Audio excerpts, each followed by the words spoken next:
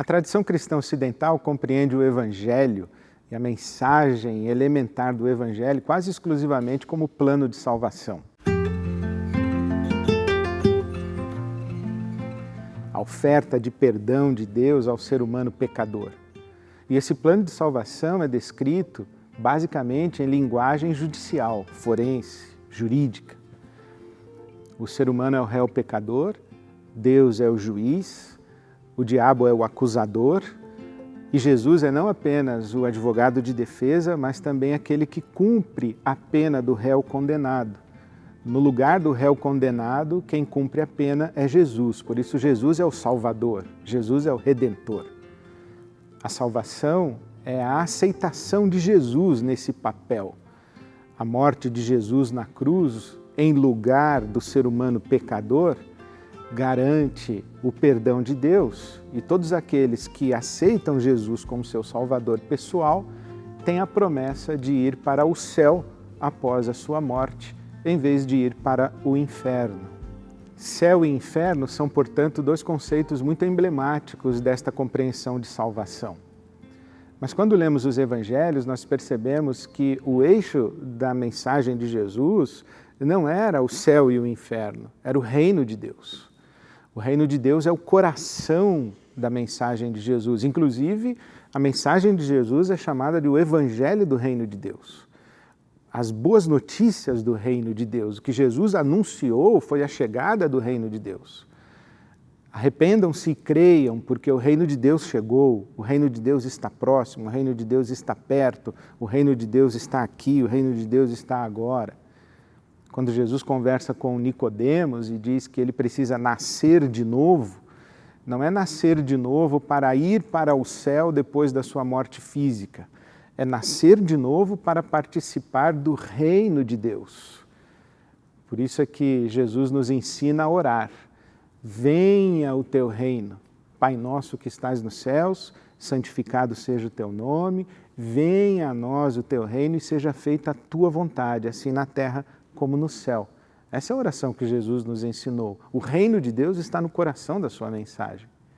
O apóstolo Paulo, quando fala de Jesus, fala que o propósito de Deus é fazer convergir em Cristo Jesus todas as coisas, no céu, na terra, debaixo da terra, não somente nesta era, mas na era vindoura, na pessoa de Jesus, todo o universo novamente unificado, novamente harmonizado, redimido. E isso é o reino de Deus, quando Jesus é Senhor de fato e de direito sobre tudo. Jesus é o nome acima de todo nome, ao nome de Jesus todo joelho há de se dobrar e toda língua há de confessar que Jesus Cristo é o Senhor, e isso resulta em glória para Deus, o Pai. Por isso é que reino de Deus é um conceito fundamental do Evangelho. Mas o que é o reino de Deus? O reino de Deus pode ser compreendido com a imagem de uma cruz. Imagine uma cruz. Na haste vertical, você escreve em cima, em nós, dentro de nós. Na parte de baixo, você escreve ao nosso redor. Na haste horizontal, de um lado você escreve na história, do outro lado você escreve na eternidade. Na história, aqui, agora, na eternidade, ali, além. O reino de Deus tem essas amplas dimensões. Ele é tanto uma realidade presente na história como uma realidade que vai se consumar na eternidade. Jesus disse aos seus discípulos, o reino de Deus chegou, o reino de Deus está aqui. Jesus é a própria presença do reino de Deus. Jesus traz consigo o reinado de Deus.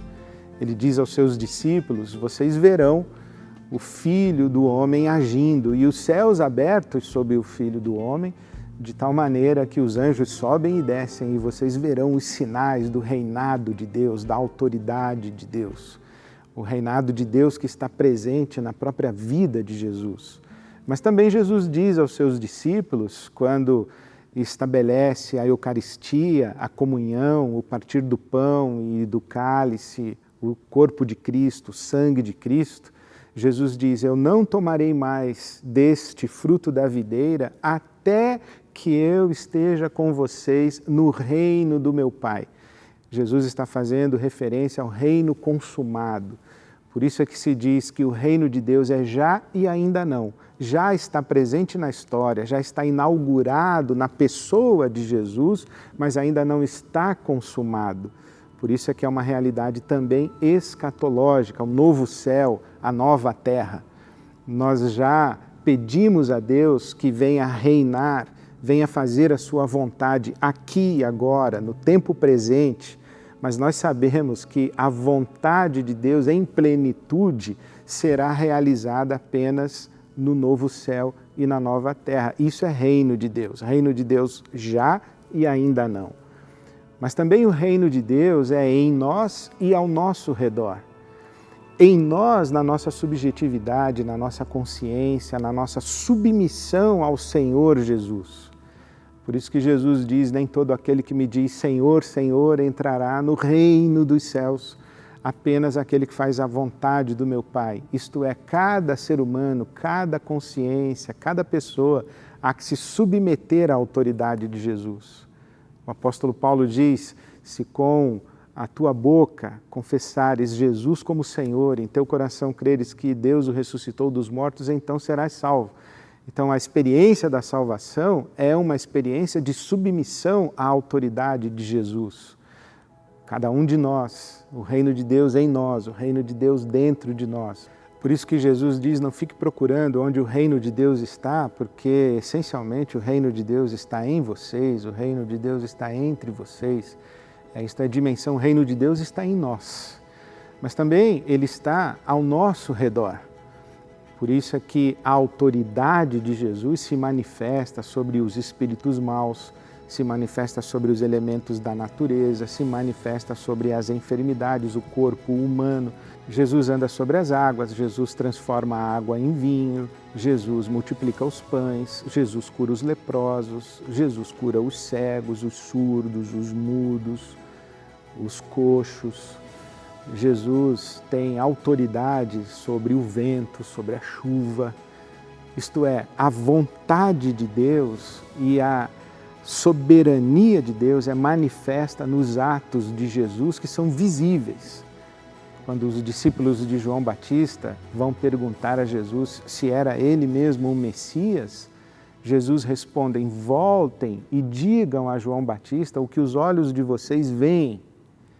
O que os olhos de vocês veem, o reino de Deus é uma realidade visível. O Evangelho implica uma realidade visível. Qual realidade?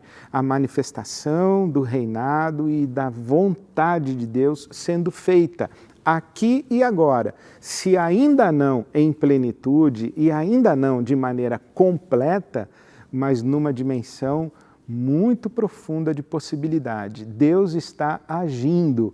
E Jesus Cristo é o Senhor desta ação. Por isso que o reino de Deus se compreende a partir dessa ilustração da cruz. O reino de Deus com suas amplas dimensões, aqui e na eternidade, na história e na eternidade, em nós e ao nosso redor. Isto é a totalidade do reino de Deus. Mais do que ir para o céu depois da nossa morte física, Jesus nos convida para nos submetermos à sua autoridade a partir de agora. A vida eterna não é algo que começa depois da nossa morte física. A vida eterna é uma qualidade de vida, uma qualidade da vida divina que está disponível a nós já agora na pessoa de Jesus. Nós não sabemos como o drama cósmico da redenção, como a história da salvação vai se consumar. Mas o que nós sabemos é que nós já estamos vivendo o último ato dessa história. O reino de Deus já está entre nós.